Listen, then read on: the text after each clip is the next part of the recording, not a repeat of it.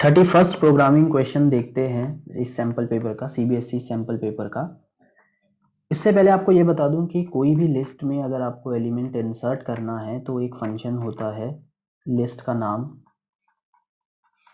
Insert function.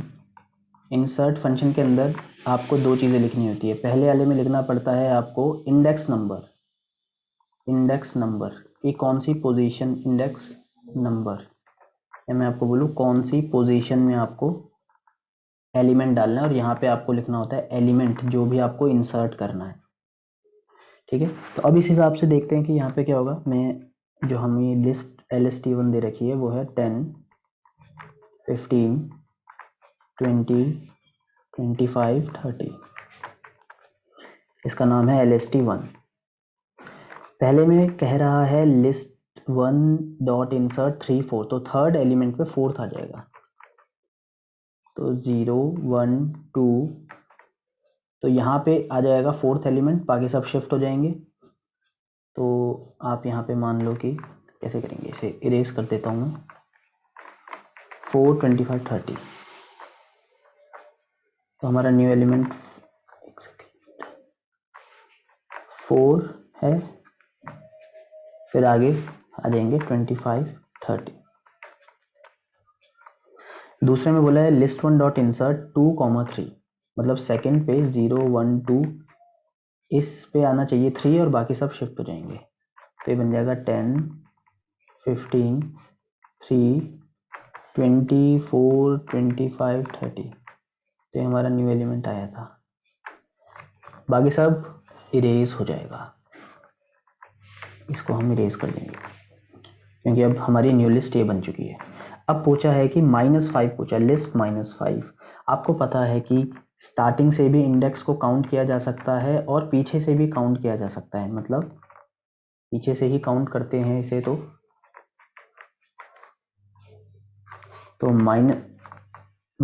एक second, -1, -2, -3, -4 and -5, तो answer होगा इसका 3। ऑलराइट, नेक्स्ट पार्ट पे चलते हैं।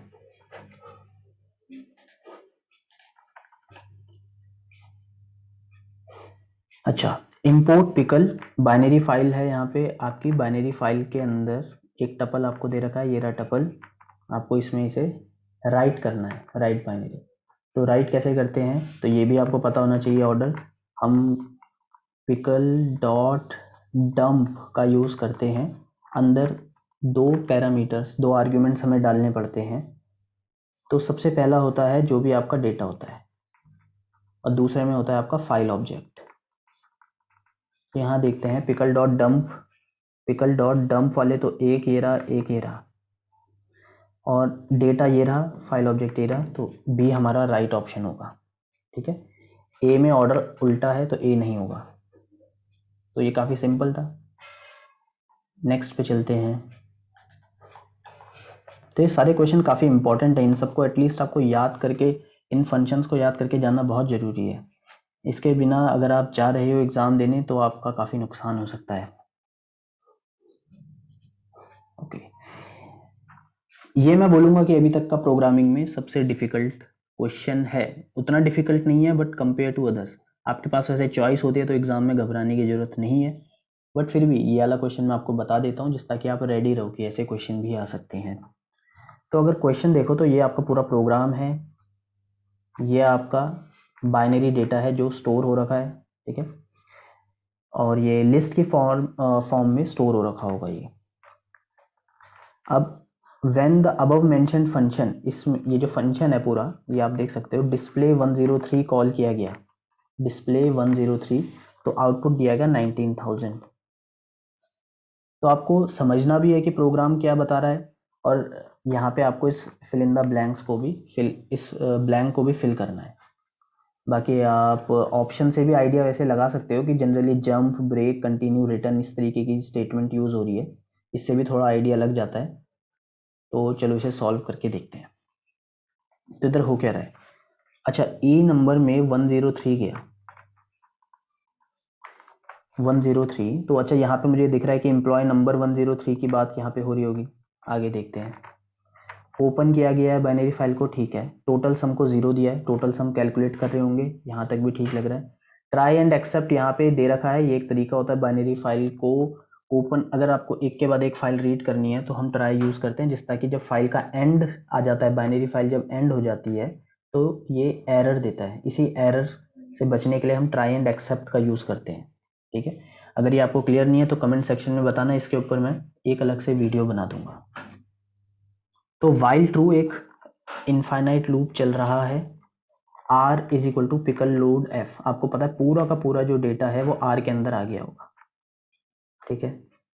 अब ये r का r0 पूछ रहा है कि r0 इक्वल टू enum है या नहीं। अगर r0 इक्वल टू enum है, e नंबर है, तो यहाँ पे कुछ ना कुछ होना चाहिए। तो हम मैच कर रहे हैं, आप देख रहे हो 103, तो ये r0 को एक एक करके चेक करेगा। और अब मैं आपको इसे कैसे समझाऊं, देखो क्वेश्चन आपको ये भी सोचना है कि 19,000 यहाँ पे कैसे आया होगा, तो आप ये देखोगे। और ये एक हिंट आपको ये भी है कि यहाँ पे कुछ ना कुछ या तो ब्रेक लगेगा या कंटिन्यू लगेगा, ठीक है। और यहाँ पे सम भी टोटल हो रहा है, तो मैंने सम टोटल किया तो मुझे एक चीज़ पता चली कि अगर मैं इसको एक्सक्लूड कर दूं तो सबका सम 19,000 आ रहा है। 9,000 6 4 10 तो 19,000। तो मुझे कुछ ना कुछ करके इस वाले पार्ट को स्किप करना है, इस वाली लाइन को। और ये जो स्किप लूप चल रहा है और स्किप करना हो तो बेस्ट ऑप्शन आपको पता है क्या होता है, कंटिन्यू होता है। ब्रेक से तो उसके बाद का रीड ही नहीं करेगा। अगर मान लो यहाँ पे आउटपुट 9,000 आ रहा होता ना, तो मैं 100% कहता कि ब्रेक लगेगा। बट यहाँ पे इस 103 जब आएगा तो उसे स्किप करना है, बाकी आगे बढ़ना है। तो मेरे को यहाँ पे अच्छा खासा हिंट मिल गया कि कंटिन्यू यहाँ पे यूज होगा। और फिर यहाँ पे जाके प्रिंट सम और टोटल सम हो रहा है, और टोटल सम प्रिंट कर दे रहा है, तो इसका आंसर जो होगा कंटिन्यू होगा।